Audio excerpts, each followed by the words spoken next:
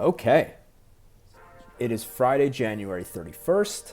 It's a late edition of the Early Game Podcast. We'll discuss the Pro Bowl events from last night. We'll discuss the craziness surrounding Terry Rozier. Also, Max Scherzer has a new team. It's the Early Game Podcast. Listen to the show in the mornings on your commute, whenever and wherever, so you can be part of today's sports conversations. Let's go. Okay. So, we start in the NFL, as we always do. And they had the Pro Bowl last night. Terry Crews was hosting. I'm not sure if they've done this before, but I've never seen him hosting. He's obviously a ton of fun. Host of America's Got Talent. So that was a nice start.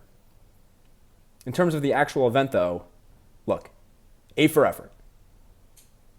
They did a lot of cute little events. It was the AFC against the NFC. They had target throwing. They did this thing called satisfying catches, which was like they needed to catch the ball with one hand. They needed to catch the ball with mascot hands. Then they did a diving catch, blah, blah, blah, whatever. Again, the word here is cute. It was cute. Nothing so fun to watch. Honestly, put this on Nickelodeon next time. This, I was watching this. I was thinking this should be a kids event. This should be on one of the kids' channels. It should be at 1 o'clock on a Sunday afternoon. Make it a way to bring younger kids into watching the NFL. Call it a day. That's what it should be. Don't make me dread watching it. And obviously I wanted to watch it so that I could see, what was going on there. Don't make it on a Thursday night, but then also have, they had like these cute animations and things like that. So who are they trying to target towards? Was it towards adults? Was that towards children? That's one thing I couldn't understand. I was confused about that. And so in the future, just make it for kids. That's what it should be.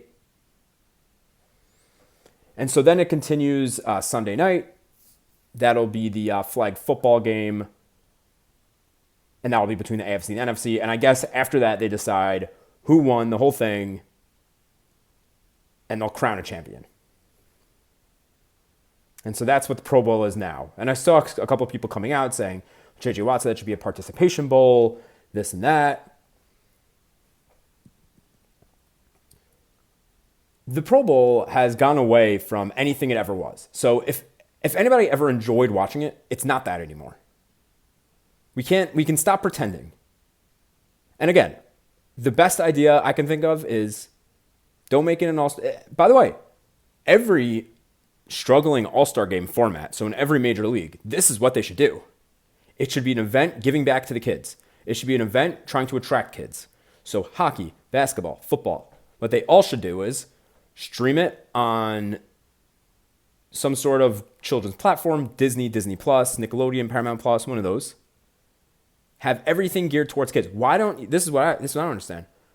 Why don't they do the SpongeBob All-Cast with the Pro Bowl? Seems like a slam dunk idea to me. And again, have it 1 o'clock on a Sunday. So that's what it is for the Pro Bowl. Okay, let's move on. So this is a little bit more of a serious note. The Baltimore Banner yesterday published an article about Justin Tucker. Tucker was accused of inappropriate behavior at 4 high-end spas.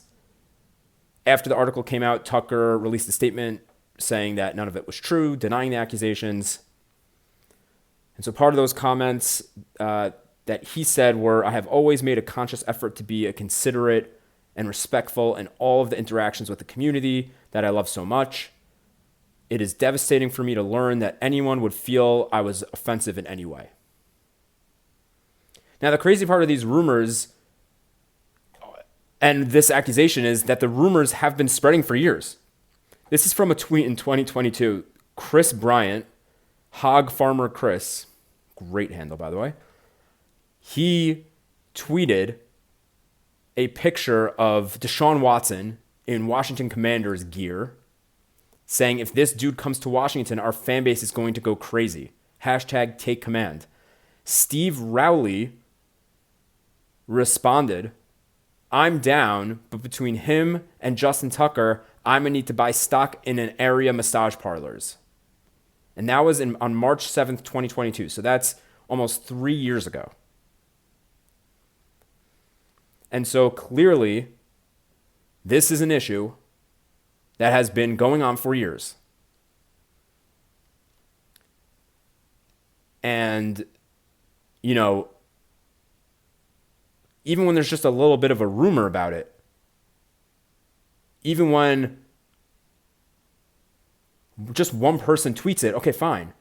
But then you have accusations from the actual massage parlors. So Justin Tucker's statement, yeah, maybe he wants to try to get off scot-free. And maybe in his eyes, what he did was not inappropriate. But when there's breadcrumbs everywhere, there's clearly an issue. So there is clearly some sort of foul play here.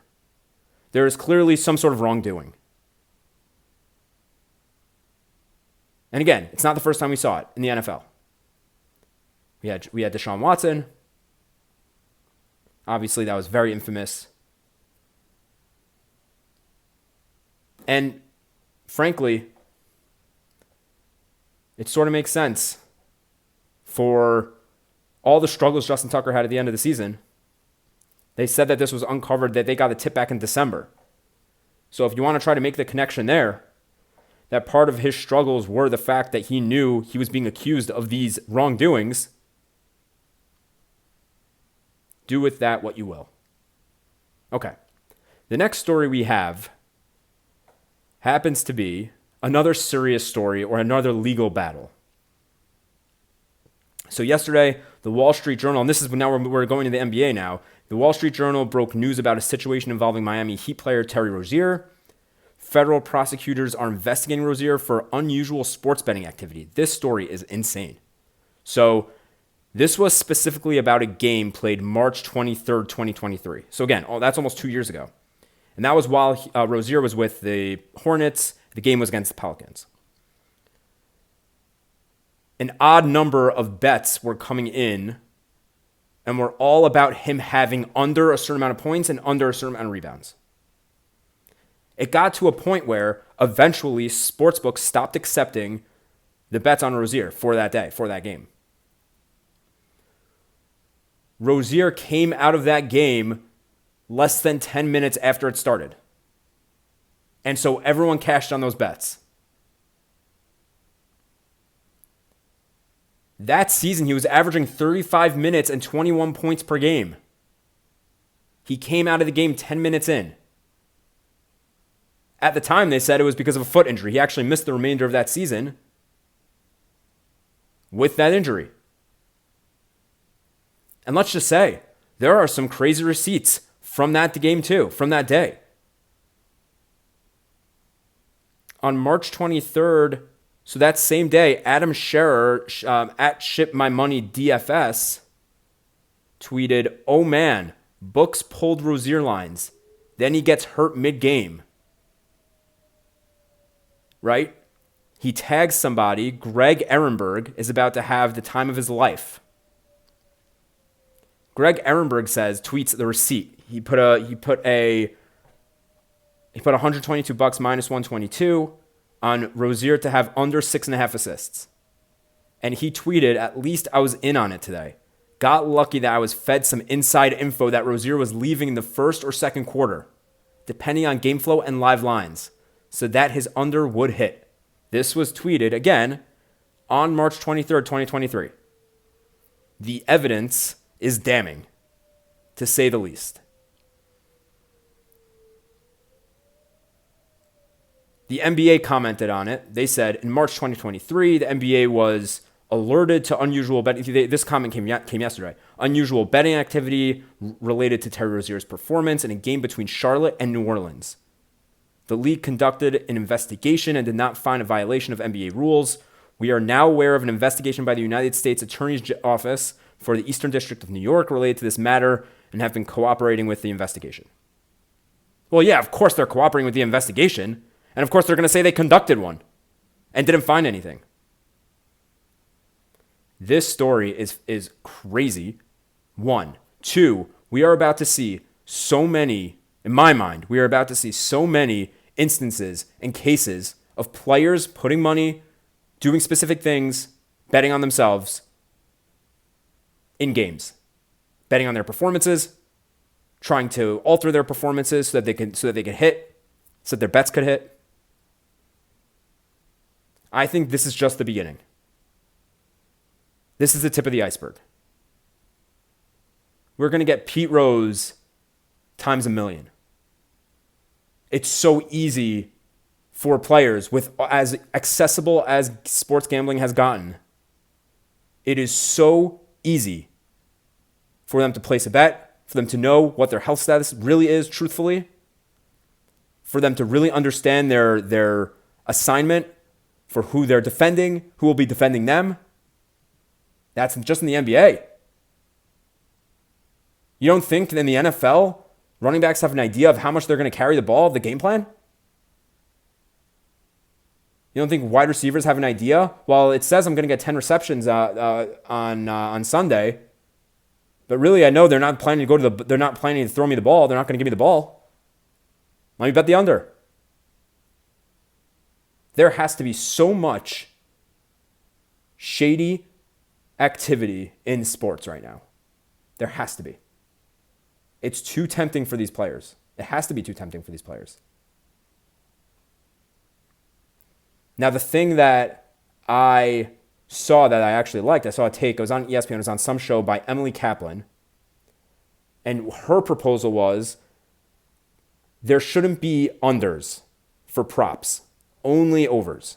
And that makes sense, right? So you want to bet on yourself to get an over, go for it. What's the big deal? Right? So say you bet on a baseball player to hit over 30 home runs, you bet on yourself to hit over 30 home runs. Okay, nice. No incentive to stay under. So even if you just want to clean it up so that it's not actually affecting, maybe if you want to say, okay, let's keep it illegal to bet on yourself, but to clean it up so that nobody's actually affecting the game if they get away with it, if they don't abide by something that's very unenforceable right now. So let's just say we're making sports books, we're banning them from putting unders on their website. Call it a day, and that's it. I like that. That's my take. That's what they should do. Okay. Let's move on to the NHL. It's going to be a relatively short show today. Not much going on in sports. But one big thing that was going on in sports last night was Ovi Watch.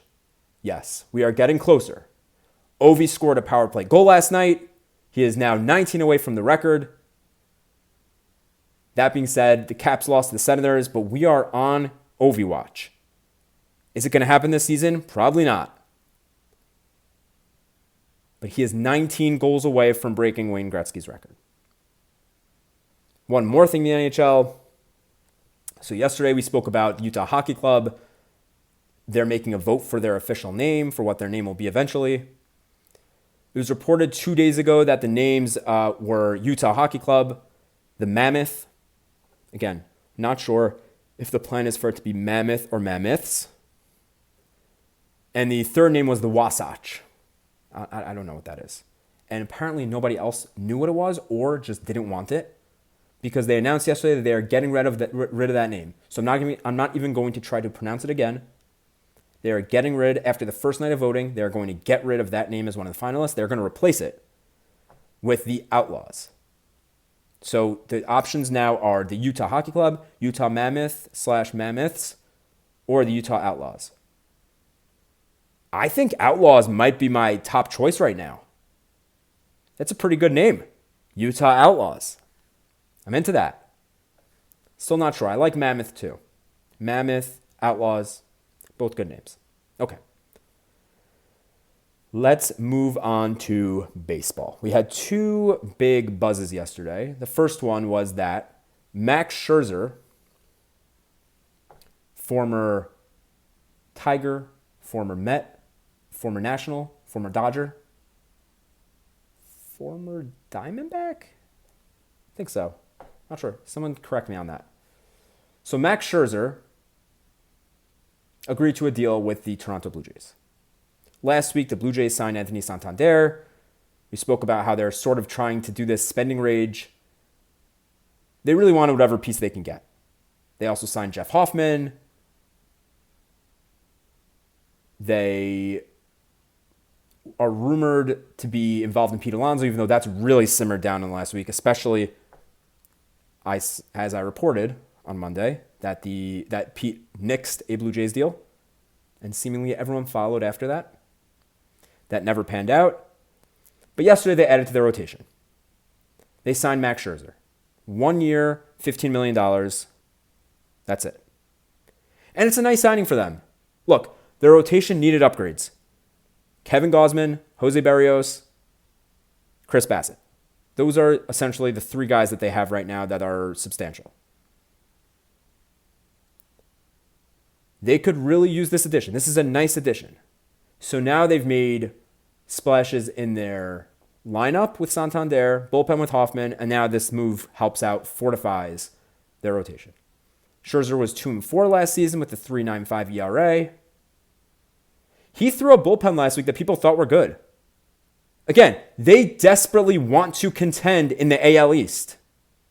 They want to contend in the AL. So good on them for not throwing the towel. And this division, on paper, is by far the best in the American League. And so the Rays made a big move this week. The Blue Jays now have made several big moves in free agency. This is the latest one. The Red Sox obviously traded for Crochet. Yankees, best team in the AL right now, I think. Maybe could change if the Astros re-sign Bregman. But this is the division. And by the way, don't be shocked if we see all three wildcard teams come out of this division. That shock you a little bit? No? So you're telling me between the Orioles, didn't even mention them for additions, they signed Tyler O'Neill. Orioles, Red Sox, Rays, Blue Jays. You're telling me you don't think three of those teams could possibly make the wild card? I think it could be the first time we see 4 out of 5 in a division making the playoffs. We'll get to that a little more. I have a couple months before I need to make any sort of predictions. We'll see how the rest of the offseason pans out. But this division's great. And so, again, take a step back. Let's look at the landscape for a second, the American League. Tigers, Guardians, in terms of the AL Central, those are probably the two that you think of to win the AL Central. Do you think that it's going to be overwhelming? No. There's a good chance one of those two teams wins the division with an 84-win season. The Royals, maybe. Astros will win the West. I think the A's are going to have a nice season. I actually do think they have a nice team. But the AL East really might find a way to have a ton of representation in the playoffs. Now, last season, I'm trying to think. So last season, 3 teams from the AL Central made the playoffs, right? Yeah. And so I'm just essentially saying Yankees will win the division. I think that's pretty easy to say. And then possibly the AL East gets 3 other representatives in the playoffs. Okay, let's move on. One last thing here. So John Heyman reported yesterday that the Mets are in trade talks with the Padres about Dylan Cease and essentially named the Mets as the front runner. He also listed the Cubs as being involved. The other day, reports also listed the Braves as being involved. But Heyman said that the Padres like the Mets prospects the most out of those 3 teams. And so that they are currently the front runners. This would be a slam dunk. My goodness, do I want this. If the Mets pull this off, the show, this podcast, after they trade for him, would be electric. The report also said that they're interested in Michael King, He actually just before recording this worked out some sort of arbitration agreement with the Padres. He's going to spread money across 2 seasons. I'm not exactly sure what the details of that are. I think that makes it a little less likely that they trade him, though. Both of those players are free agents after 2025. And look, let's talk about the Cubs for a second. I actually saw somewhere today, I think on John Boy, that they were saying that the Cubs didn't have a good offseason. I think the opposite. They've had a sneaky great offseason. I mean, I'll always knock them for that Cody Bellinger trade. Side note, from now on, I will knock any team who makes a move just to move around payroll. Obviously, unless you're trying to upgrade a position. So if you're trying to trade a player with money attached who's a good player to then upgrade, then it makes sense, right? So the Cubs, though, traded their center fielder because because they had just previously traded for a left fielder. So I don't like that.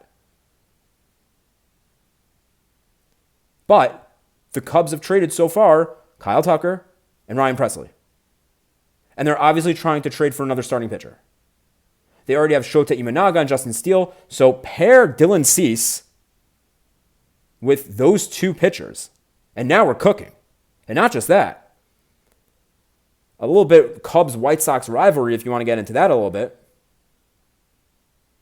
I don't hate the narrative of Dylan Cease playing for the Cubs this year after leaving Chicago, after getting traded from Chicago last year.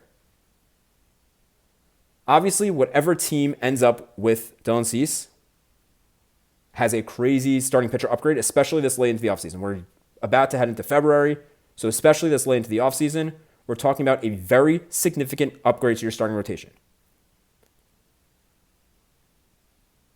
And so many teams could use that. And John Heyman said there are a lot of teams involved. Remember, Dylan Cease got traded in March last year. He's not a stranger to being traded this late in the offseason, and he's proven he can be good after being traded this late in the offseason. In the Mets situation, they have shown a willingness to go to a 6-man rotation. And adding Dylan Cease helps that tremendously. It would be Senga, and that's who they're trying to accommodate when making a 6-man rotation. Sean Manaea, Frankie Montas, Clay Holmes, David Peterson, add Dylan Cease onto that. You're talking. And don't be shocked, by the way. Now, maybe the Cubs also would want to go to a 6-man rotation, right? Because they have Shota Imanaga. Don't be shocked if more teams start employing 6-man rotations. In today's economy of baseball, you are looking for ways to get innings. Starting pitchers is a player on your roster, on your 26-man, that provides more innings than a reliever does. And I always found it funny, back from 2015 to 2020, when openers were so prevalent in baseball, it never made any sense to me. I get it that the cheaper ones are cheaper, but you can't get as many innings. So why wouldn't you get starting pitchers like the Mets frankly have? They have Tyler McGill, they have Griffin Canning, they have Jose Budo who can give them a lot of innings. So just a little kind of side quest here, if we can call it that. Don't be shocked if teams now start going to 6-man rotations. And don't be shocked if teams follow suit with what the Mets are doing, adding more starting pitching depth rather than throwing relievers at a wall, seeing what sticks, and trying to use options from AAA to the major leagues and trying to do it that way. And we've already seen a shift. There's not really any teams with openers anymore. At least not as many as there used to be. But now we're seeing with the Mets, they're very comfortable going to a 6-man. And that's a money thing also, right? I mean, if you're willing to pay more money for a starting pitcher, it makes sense that you'd be willing to go to a 6-man rotation. Okay, that's it. There's not much that's going to be going on over the weekend. We'll recap any big stories that happen. It's the Early Game Podcast. Make sure you're following YouTube, Spotify, X. Comment and subscribe on YouTube. Have a wonderful weekend.